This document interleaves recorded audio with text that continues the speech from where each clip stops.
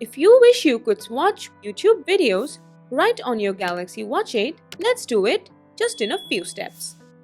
For that, you first need the Samsung Internet app. If it's not installed on your watch, swipe up your watch face and open the Play Store.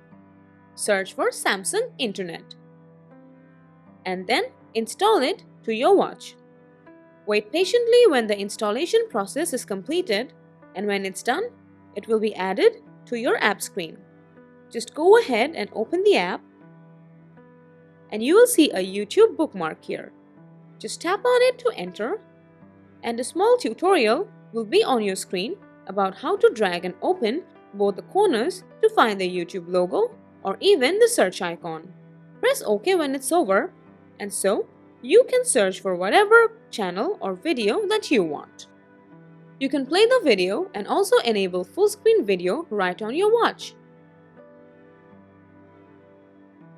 To exit, simply press once on your back button.